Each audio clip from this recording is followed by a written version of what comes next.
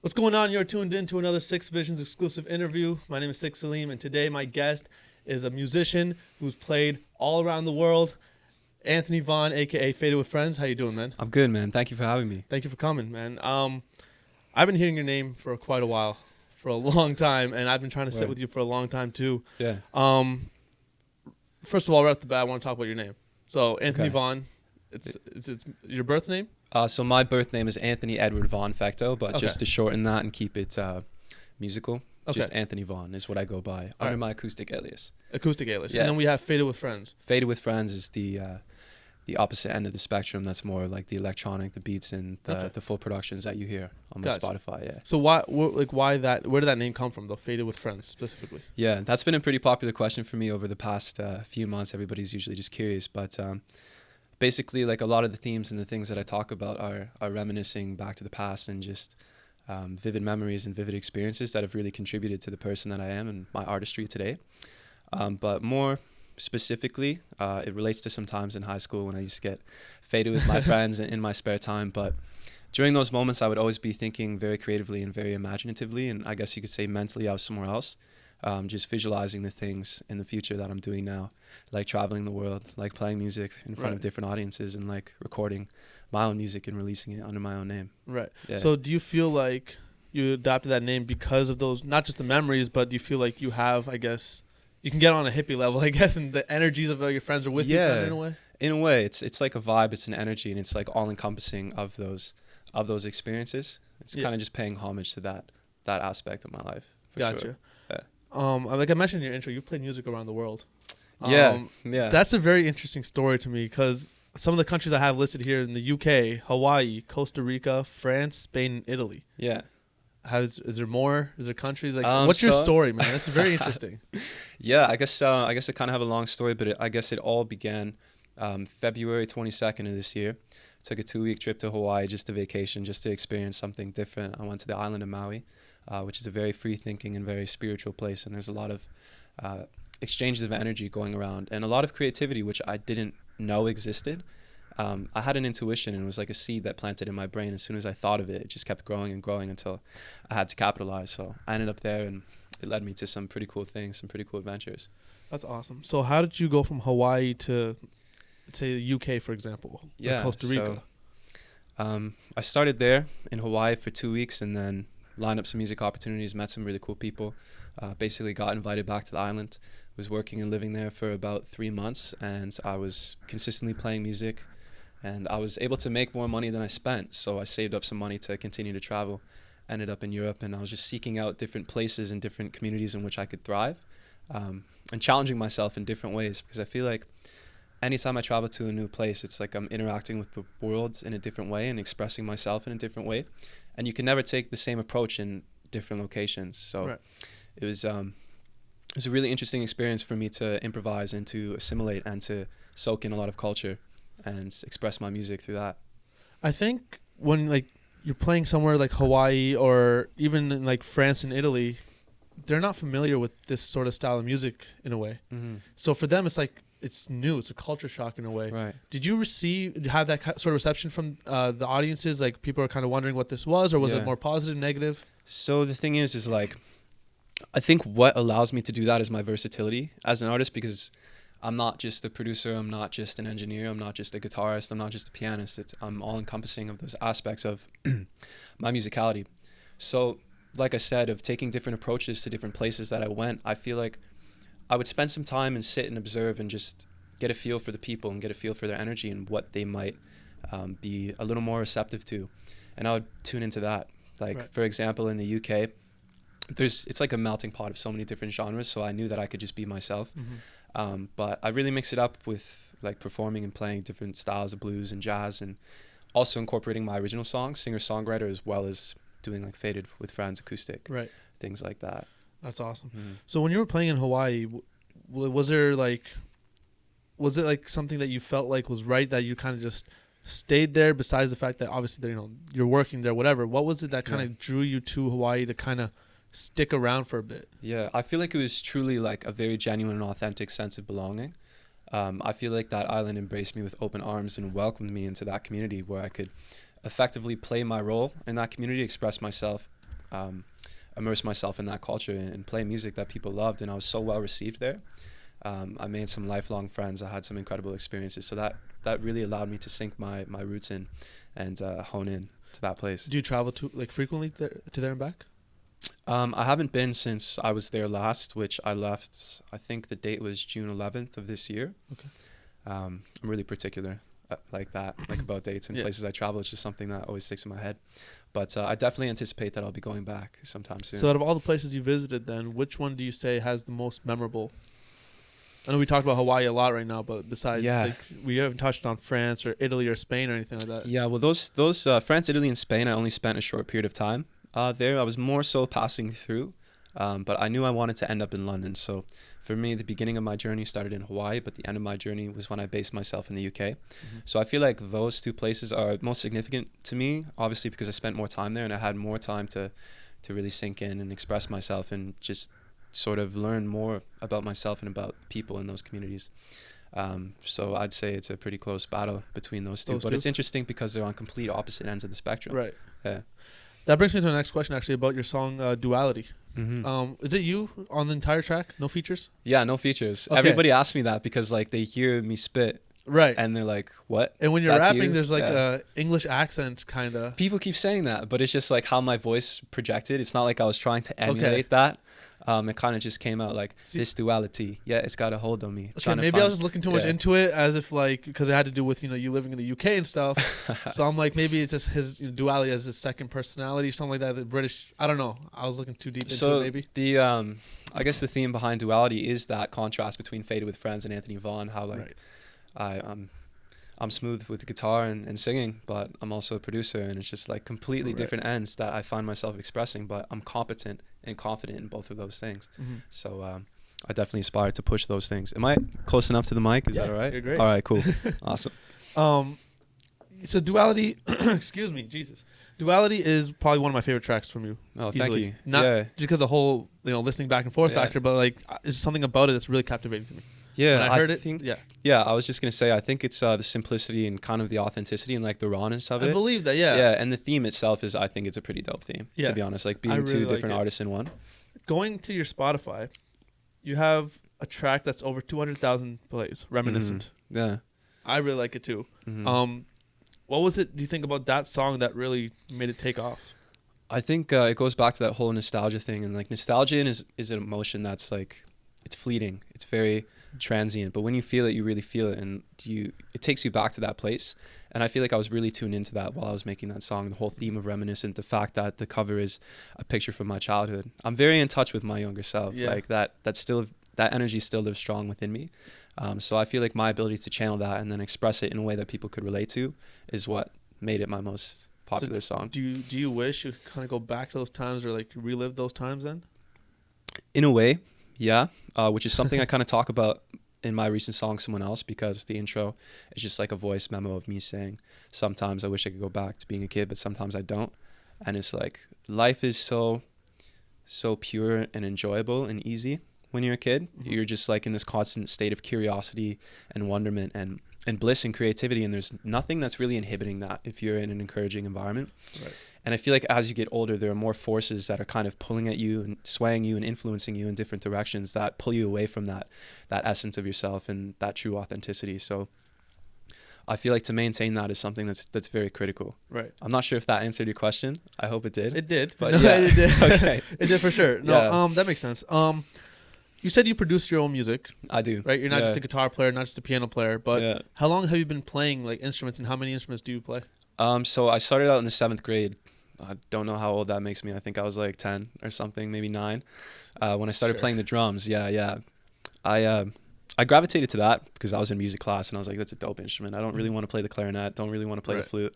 Like to me, that kind of just seemed like something I wasn't interested in. And like the music I was listening to at the time was very influenced by like Foo Fighters, like Billy Talent, Sum 41, which is really drum heavy. So that kind of just projected me into that.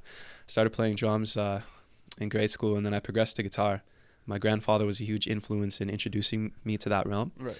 And I feel like that kind of birthed sort of my versatility when it comes to being an artist. Right. Going from being a drummer, getting pretty good at it within a couple of years, and then going to writing songs and guitar and embracing like melody and different aspects of music that you can't Right. on the drums. So I would say like, yeah, since I've been about 10 years old, I've been a musician, which is Right. like 14 years now. And where did you decide that you wanted to start singing and adding vocals to it? It just came as a necessity, because since I was playing guitar, I was like, you know what, singing is like the next thing that I really want to get into. And I feel like I kind of had a naturally good voice as a kid. Yeah. Definitely took some practice and some honing of that craft, Right. because it is like a practice in its own. But yeah, it kind of just came about as like the necessity of being a musician, playing the guitar, and just eventually writing my own songs. Someone has to sing them, so I figured Right. I may as well. Sing them yourself. Yeah. Now, the third part of that triangle is the engineering aspect, mixing, Yeah. mastering. You do all that Mhm. yourself too? I do. I started out like producing and getting into like the electronic realm and working in DAWs, like digital Right. audio workstations, when I was about 17, 18, when I Mhm. went into my first year of university, which I was studying something completely different than music, but my fascination and my main curiosity, my main focus was with music. Right. So I started messing around in Ableton and just like not really knowing what I was doing in terms of like the technical aspect, but Right. eventually you work it out, you get a feel for things, you do your research, you watch a lot of tutorials, and then went to school for engineering in production, and that really sharpened my skills and my ability to like hone Right. that aspect. And that's something that takes time. That's like a constant pursuit and a constant endeavor, is like that goal and that quest for sonic perfection. Mm-hmm. But I feel like every day I make progress, and every day I evolve in that aspect. But okay, so sonic perfection, that actually brings me to this question: is Mm-hmm. do you feel like there actually is a perfect song? Because when you think about it, if you're mixing and mastering a song, you can keep going forever and ever. Yeah. There's no real Mhm. end point, Yeah. right? So what in your mind classifies the quote unquote perfect song? No, that's a really good question. And it's like, perfection isn't always as objective as people like to think it is. It's not like something that is universally deemed perfect. But you just know. You know by your own standards, and you know by your own intuition. And maybe you have people close to you that are listening with their own ears that deem it like a really high caliber of music. But I think for me, perfection exists in just really capturing the essence and the emotion that you're trying to convey without overthinking it. Right. It's something that involves a lot of creative flow and a lot of intuition, but also a lot of technicality. So it's like, it's really just sort of synchronizing your right brain, the creative aspect of the music production and engineering process, with Mhm. your left brain, the rational, the technical, and sort of just finding a balance between that. And I feel like once you can find that balance, is, for me, that defines perfection, Right. as close as you can get to Fair. perfection. Yeah. So it's to each his own, I guess. Yeah. That makes sense. Mhm. Now, there's one thing I want to talk about before I get into a whole other story that we're going to touch on. Yeah. Is your latest single. You have a song out called Body. Yeah, absolutely. Talk a little bit about that, man. Process, creative process, all that stuff. Yeah, I made it when I was living in the UK. I watched a Daft Punk documentary, actually, because I'm very inspired by their music and just their Okay. approach to creativity. And I watched the Daft Punk documentary on Netflix, and I was just blown away, because it's a really good chronicle of how they pioneered electronic music and just their progression and their anonymity throughout like their entire career. Right. And it's definitely something to admire, because they're geniuses in their own regard. Excuse me. So that kind of influenced it in terms of the musicality and the production and things like that. But I was also inspired by other things. I guess it's like a kind of like a sensual song, but it's upbeat and it's danceable. And it's really catchy. I made it all, for the most part, within like 6 hours. Like the production came together. Wow. Most of the mix came together, and all the lyrics came together in 6 hours. And then over the following couple weeks is when I revised it and like really fine-tuned it and eventually mastered it. And yeah, now it's out. Awesome. Yeah. That's crazy. I want to get into a story about the UK. Yeah. A little, I guess, controversy, you can say, a little competition, you can say, something Yeah. that you went through in the UK with Payne Records. Talk about it, man. Like what was it, first of all, before we get into the whole downside of it? Yeah. So it was supposed to be a music competition where 6 people who were based in London. I was the only one who wasn't based in London, competing in this competition for the grand prize of a £20,000 marketing budget and a negotiable recording contract under their own terms. Right. So there was a lot of flexibility for the negotiation, and we negotiated our terms throughout the competition. But essentially, it was held by an independent label called Payne Records, located in London, UK. And it all started, I found out about the competition when I was in London prior. Before I went back to Canada, I had a little intermission in between my experiences in London. And I applied for the competition because I found out about it in a Facebook group. And out of like hundreds of applicants, I placed as a top 6 finalist. We sent in our music, sent in like who we were, what we were about, and they selected me. So I was in Canada, and then I spontaneously took a trip to Costa Rica. And it was Wednesday when I landed, and I checked my phone, I looked at my email, and I saw I placed as a finalist for this competition. Right. I was like, damn, like this is pretty surreal. Like I was thinking how I needed to be in London this summer because it's such a like happening place. Like right. London's popping in the summer. There's so many things happening. And to me, like this was the universe calling out my name. Like, Anthony, you need to get back to the UK. Right. I was in Central America. It was Wednesday. They wanted me back in the UK on the Saturday. And I was like, that's impossible. There's no way that I can do that. So I managed to push back the meeting with the label to the Monday. Flew from Costa Rica on Saturday. Landed in Toronto on Sunday. Came to Windsor, grabbed my music gear, flew out. Landed in the UK on Monday. Right. So within a span of 3 days, I was in Central America, North America, and then the UK. Crazy. I dressed in a suit because I had an overnight flight from Toronto to London. And I met with the label at 12 p.m., but I arrived in London at 9 a.m. So I showed up at the office building with all my luggage in a suit, like jet lagged as all hell. Yeah. Like just ready for this interaction and this meeting and to see what the label was about. I didn't meet the CEO of the label that day. But I met the team that was working under him, and they were like the facilitators of the competition. They were the ones who were meeting all the artists, doing all the interviews prior to the competition starting. And they had a pretty legit office space. Like everybody seemed very genuine. So I had really good just anticipations of where this could go. And it seemed like a really good opportunity. Up until I found out that the competition was a sham. And that happened 5 weeks later. So within that span of 5 weeks, like we're doing showcases for the competition. I'm competing with other artists, but like we're all on a cool level. So we're working on a very close and personal basis, doing photo shoots, doing interviews. So everything seemed official. Everything seemed to be going in the direction that it needed to go. And I was a top 3 finalist in the competition. It was me and two other artists. Yeah, they selected me to be in the top 3. I thought I was doing a pretty good job in terms of branding, in terms of my attitude toward the competition and my consistency, because I was very dedicated to this opportunity because I saw where it had the potential to lead me. And then 3 days before the finale, I found out from some of the other competitors that this guy was a fraud and that this guy was masquerading as a well-connected professional in the industry. And he was pretending to be someone he was not. And the whole team, all the label reps working under him, had no idea. They were just deceived. And there are certain details I can't talk about because they're ongoing litigations. But he definitely deceived them as well, took advantage of them, and exploited 6 artists who genuinely wanted to take that next step in their career. And for me, that's what it was, because I was very confident that I was set to win the competition, and I was planning accordingly. You know what I mean? I was setting up opportunities in London because I thought I was going to be there longer. And I had this whole concept for an EP that I wanted to release under the label with their marketing budget. I just had so many ideas. I wrote an entire business strategy, so many things, so much energy, so much focus put into it. And then all of a sudden I found out that it was all a sham. So do you think, like, I don't know, like you can, like, is there any positivity, any positive thing you can take away from this? Maybe the connections you made with the artist, maybe the planning that you already have. Yeah, there's hella positivity, because like my entire outlook was, this is such an adventure and I'm so grateful to be doing this. And everybody that I met along the way all played a role in just me developing as a person, as an artist, and being immersed in this environment. So yeah, like I created some of the best work I ever made.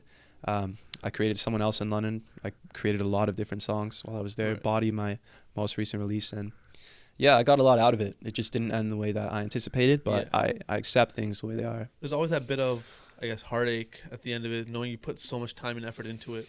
Yeah, for sure. Like if I lost the competition and it was legit, I'd be like, okay, like, this isn't my opportunity. But at least it was real. You know what I mean? At least it had some integrity and some authenticity. But the fact that it was just fake as hell is the most disappointing thing, because I prepared for every outcome except that one. And I was in shock when I found out, man, honestly. Yeah.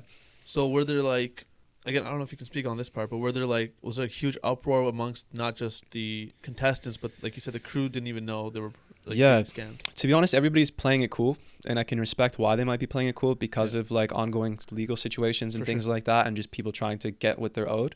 But for me, that's not my approach. Like I'm not gonna try and sue this guy for being a fraud, whatever. Like karma will come to him regardless. But I'm definitely going to speak my truth and speak about my experiences. And I think it's very important to spread that information and to not let somebody continue to be a fraud and take advantage of young artists who are trying to benefit themselves and advance in their career. It's not the first time I've heard of a competition this being a scam though. So I've heard about it 3-4 times already in in different parts of the world. And I feel like it happens frequently. Like, I don't know. I think people just see like dollar signs at the end of it, realistically. Fair enough. And it's not like, obviously, I don't give a shit about the music at that point. Yeah, fair enough. But a lot of people kind of just seek to take advantage of people who are in creative industries and stuff like that. And you hear about it, but it's different when you actually experience it for yourself, especially when everything appears to be legit. Yeah. And like you're working with this person face to face, like sitting across from him, just like I'm sitting across from you now, except he was not who he claimed to be. Right. Yeah.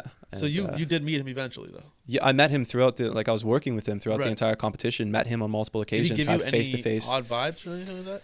A bit, but I gave him the benefit of the doubt because I'm not the kind of person to like jump to conclusions or judge people based on like how they communicate or how they appear.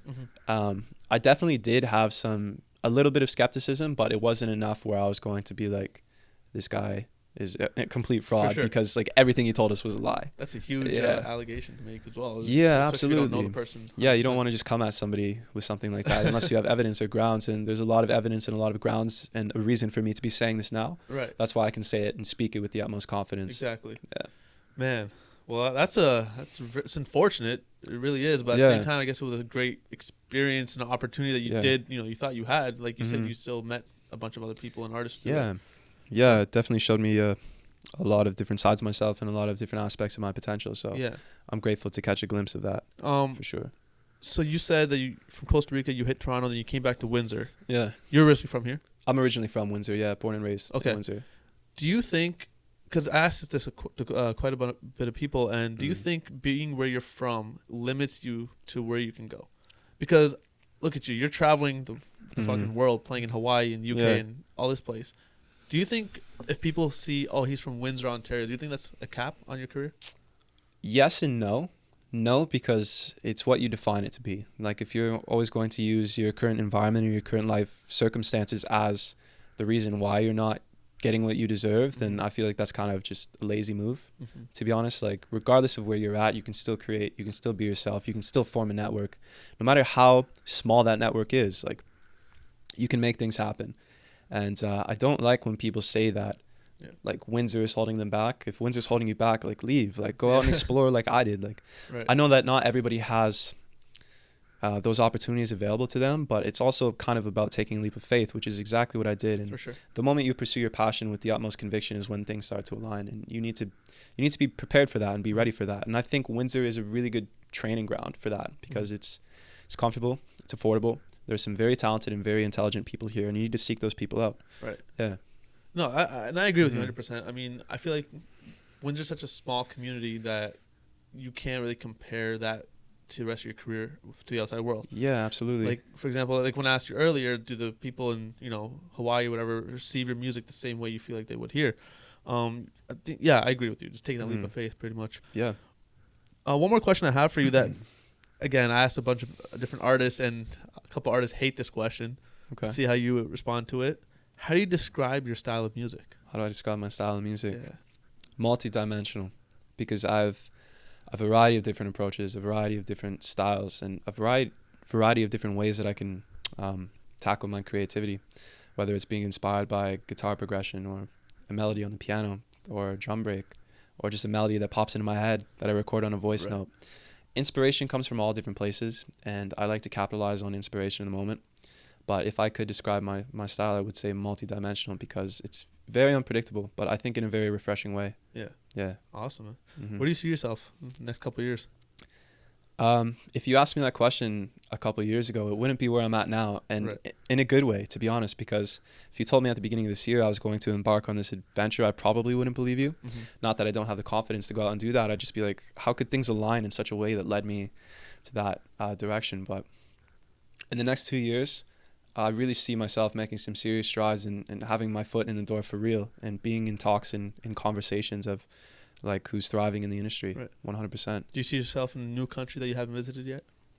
Yeah, absolutely. I want to continue to travel and spread my music in different places, but I also want to seek out those musical hubs who knows geographically where I'll be in 2 years, Right. but in terms of my state of mind and in terms of my belief in myself, I'm very confident that I'm going to be in a good place. Where's one country you could visit if you could, that you really want to go to? I really want to get to Australia, Melbourne, Okay. because they do have a pretty booming music culture over there, but also New Zealand, New Zealand? like Auckland So down and south Wellington, New Okay. Zealand, yeah. I think that'd be an interesting. I can see your style of music fitting in with the environment, Especially Is the that weird? acoustic style. Yeah, But there is that electronic side to yeah, Down Under as well. that's awesome, man. Well, where can people find your music, your contact, all that stuff? Yeah, you can find me on Spotify, Apple Music, SoundCloud, everything on streaming platforms is Faded with Friends. Instagram, Faded with Friends. Twitter, FadedwithFriends, because like they don't give you enough characters for your thing. But yeah, reach out to me on Facebook, Instagram, Twitter. Yeah. I'm down to talk. All right. Well, Anthony Vaughn, aka Faded with Friends, is here. His latest single, Body, is out now. You can stream it everywhere. Anthony, thank you again, man. Thank you, man. Thanks for having me. Appreciate this. Yeah. And see you next time.